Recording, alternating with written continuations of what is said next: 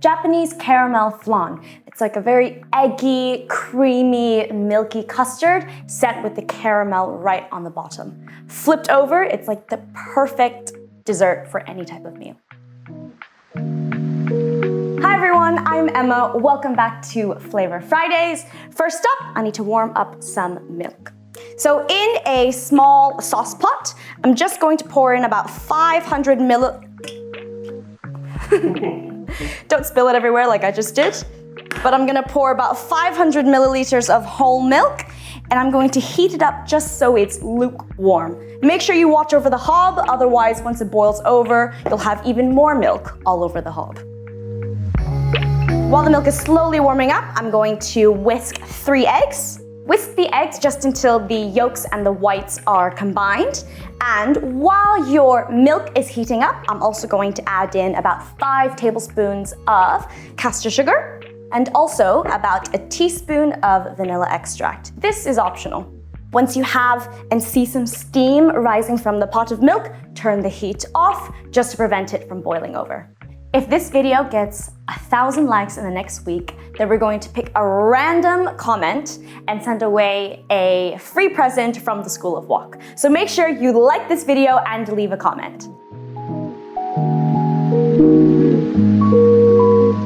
Now I need to combine the warm milk with the whisked eggs.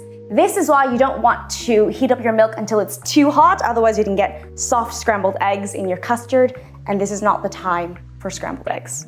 So I'm going to very slowly pour in the warm milk into the jug of whisked eggs, a little bit at a time. This is called tempering the eggs. So you're raising the temperature of the eggs slightly so that you don't shock it too much and get scrambled eggs. So I'm just placing a sieve right on top of the pot, no need to dirty another bowl, and I'm just going to strain the mixture back and forth maybe 2 to 3 times.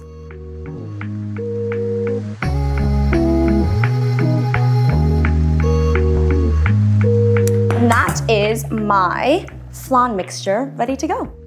At the base of these Japanese flan is a caramel, just made with some caster sugar and a little bit of water. After it's steamed, when you flip the caramel over, it's gonna be this beautiful syrupy mixture that just melts over the rest of the egg custard. So to make the caramel, we're just going to heat up again a small sauce pot, and I'm going to melt around 5 tablespoons of caster sugar again. Be careful not to stir it around too much because you don't want the sugar to crystallize. This takes maybe 3 to 5 minutes depending on your heat, and I'm on about a medium heat. The sugar is going to go from a clear syrup quickly into a golden amber color and then into a dark brown. Right when it reaches a gold amber, I'm going to add 2 tablespoons of water and turn it into a caramel syrup. When you add the liquid in, be careful because it will sputter about in the pot. So now that I've added the 2 tablespoons of liquid, you're looking for something that's around this consistency, a beautiful golden brown syrup.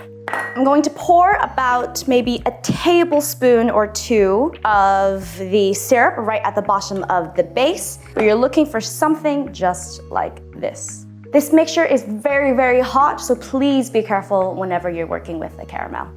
Now with the egg mixture that we made beforehand, I'm gonna pour it into the ramekin. Now you'll see that maybe the mixture wants to mix with the melted caramel.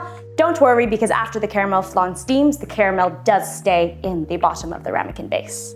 These Japanese caramel flans, or purin, which they call in Japan, is a super popular dessert, especially to buy in the supermarkets. Growing up, it was a really popular dessert for me to buy just in the supermarkets. And sometimes you would get even mini-sized purins that you would eat whole just as a snack. And it was actually banned from my school growing up because it was a choking hazard, because all the kids would just pop them all like a shot. And so I didn't have them at school growing up, but at home I definitely did. So an extra step that you can take to make these caramel flans is to skim the foam that forms on the top of the egg custard.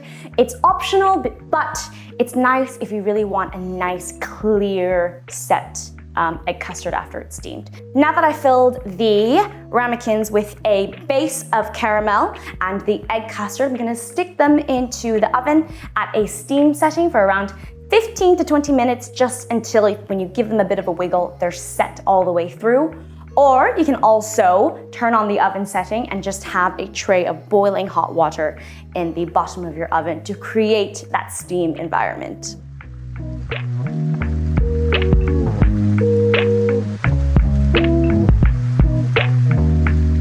My Japanese flan has been steamed and chilled in the fridge for around 3 to 4 hours, even overnight if you can.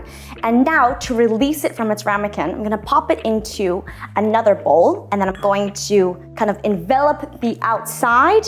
I'm pouring some hot water fresh from the kettle just around the ramekin to melt that caramel mixture and also the egg mixture slightly, just so it releases really easily from the ramekin.